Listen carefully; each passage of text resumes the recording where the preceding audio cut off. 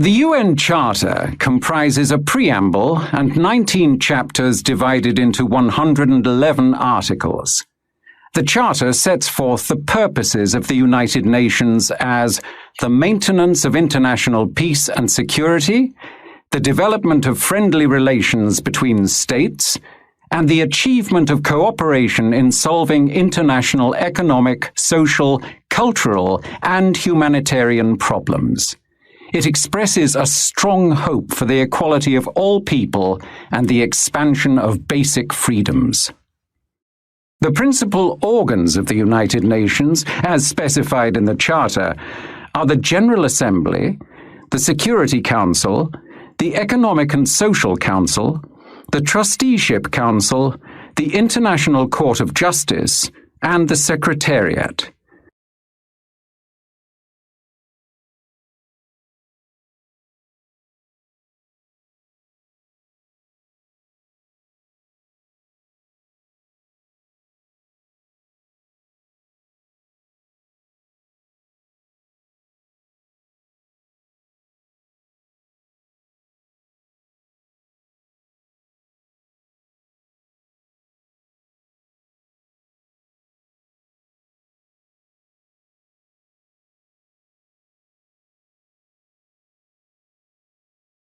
It's Friday the 13th. You've got to ask yourself a question. Do I feel lucky? If you don't, you could be suffering from triskaidekaphobia. That's a fear of the number 13. Napoleon, Herbert Hoover, and FDR are well-documented triskaidekaphobics.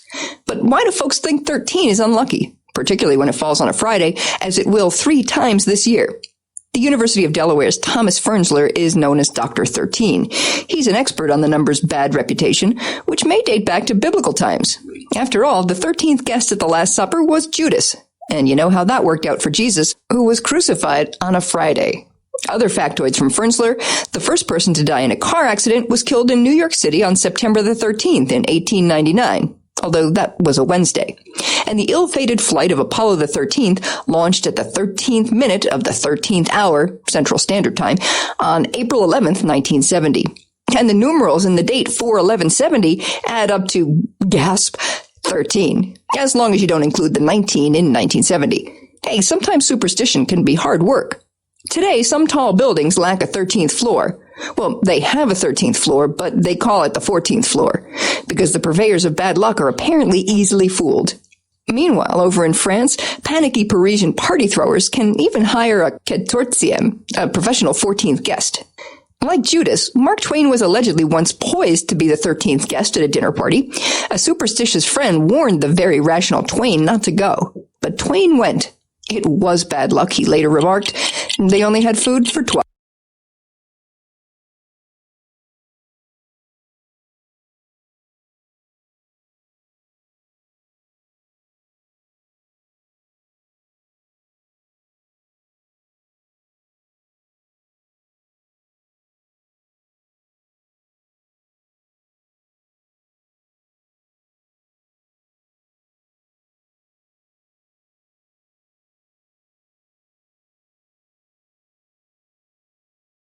How can you tell the difference between a French baby and a German baby?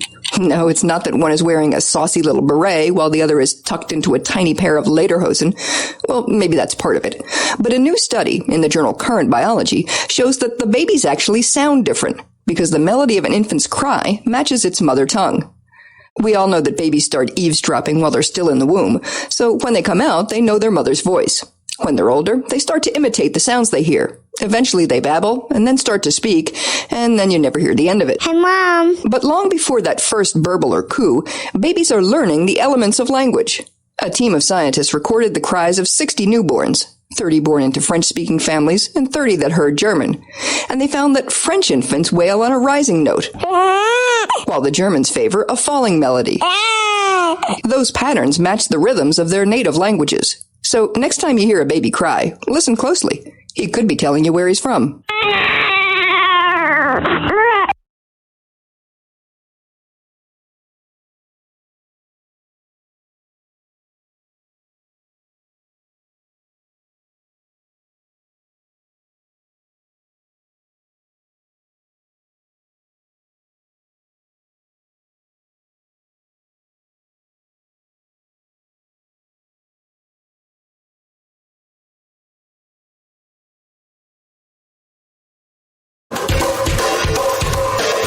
This is Scientific American's 60-Second Science. I'm Karen Hopkin. This'll just take a minute.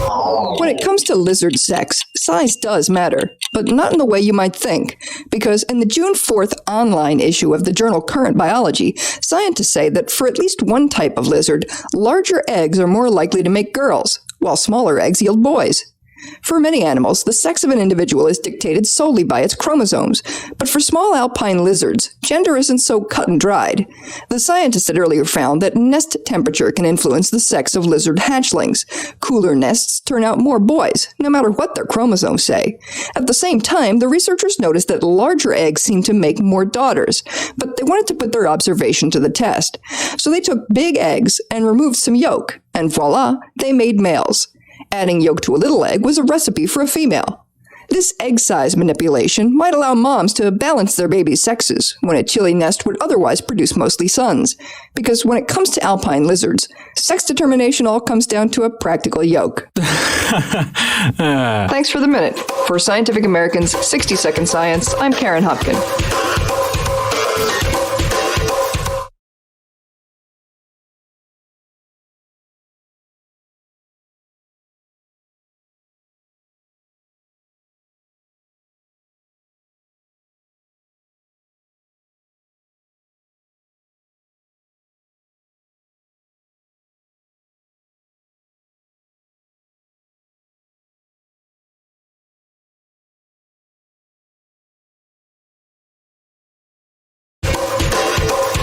This is Scientific American's 60-Second Science. I'm Steve Mirsky. Got a minute?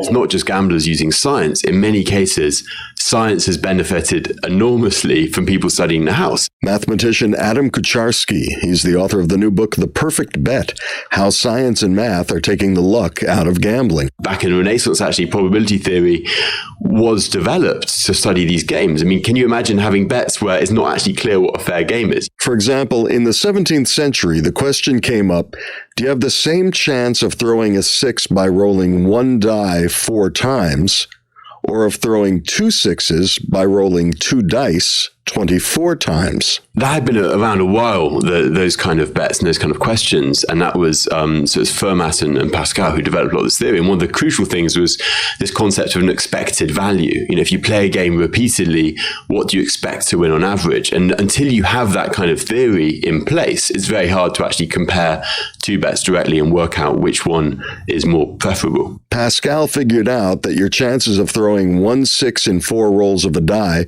was slightly more than 50%, but your odds of 2 sixes in 24 throws of 2 dice was slightly less than 50%. And a lot of this theory, from probability to statistics, and actually more recently things like game theory and chaos theory, originated with studying games of chance. So I think science actually has benefited a lot from people's curiosity about gambling. My full interview with Adam Kucharski about his book, The Perfect Bet, is at our website as a Science Talk podcast.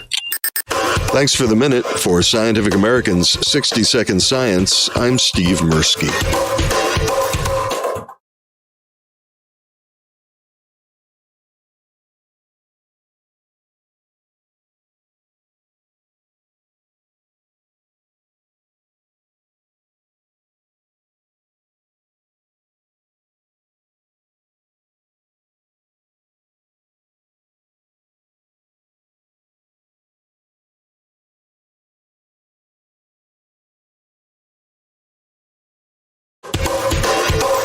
This is Scientific American's 60-Second Science. I'm Jason Goldman.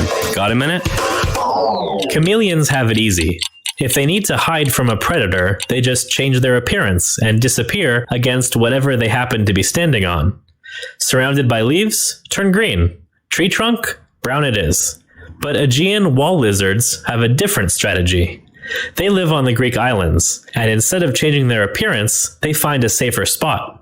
That is, they're really good at picking out just the right background to minimize the chances that they'll be spotted by a hungry crow or raptor. That's according to a new study in the journal Scientific Reports.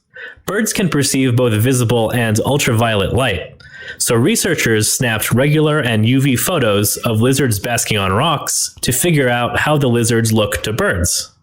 The scientists discovered that the lizard's camouflage is precisely tuned to avian eyeballs, helping them seem to disappear. Lizards with darker backs hang out on darker rocks. Lighter ones choose lighter rocks. It's the first time that wild animals have been recorded explicitly choosing the best background to enhance their own camouflage.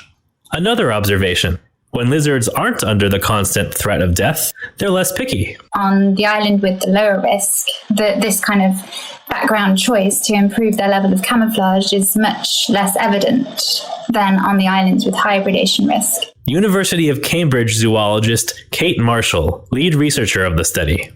To pick out the right rocks, Aegean wall lizards must have an awareness of what color they are. But how do they know? Yeah, it's a big puzzle, and I'm fascinated by the answer. Unfortunately, I don't know the answer yet, and hopefully this study will inspire future research into it. Thanks for the minute.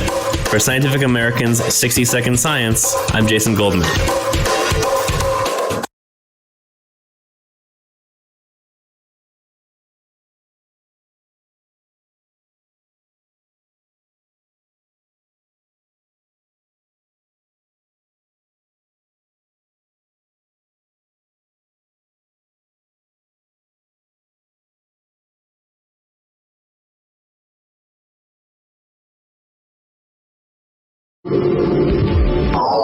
For a brief moment, it was the robot king of Mars. Then it shut down unexpectedly and was lost for good. Back in 1971, the Soviet lander Mars 3 scored the first soft landing on the red planet, but it operated for only about 15 seconds and then failed. Since that time, Mars 3 has been little more than a historic interplanetary paperweight, its exact resting place unknown. Now a team of amateur researchers may have located the defunct lander. Using imagery taken by NASA's Mars Reconnaissance Orbiter in 2007, the searchers spotted an object that could be Mars 3. Nearby, they also turned up what may be the lander's descent module and heat shield, as well as an unusually bright spot that could be the parachute. All 4 items are in the expected landing area.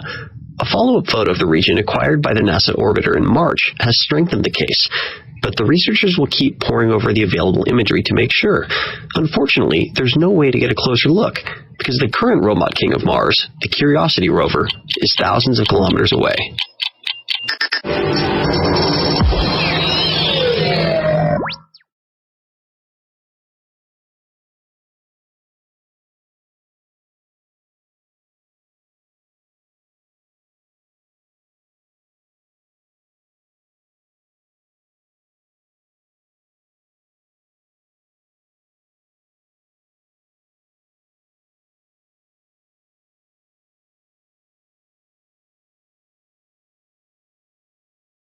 What's an article? I was asking myself this very question in the post office yesterday, standing in line waiting to sign for, as it so happens, an article. A postal article. Not the postal article. Now before we get ahead of ourselves, an article in English is a word that precedes a noun and simply indicates specificity. This sounds quite complicated, and to be honest, it's quite complicated to say without spraying everyone within 15 feet, but the concept's quite simple. The definite article in English is the word the, and indicates a specific thing or type. For example, the train is an hour late. By contrast, the indefinite article in English is any of the words a, an, or some, and the indefinite article indicates a non-specific thing. For example, would you please pass me an apple? We always precede a word with a if it doesn't start with a vowel sound. For example, take a hike. I'm spending a weekend at Bernie's, or there's a knight in shining armor. Similarly, we precede words with the indefinite article, and if they do start with a vowel sound, for example, an ostrich, an enormous mess, or an occupational health and safety policy.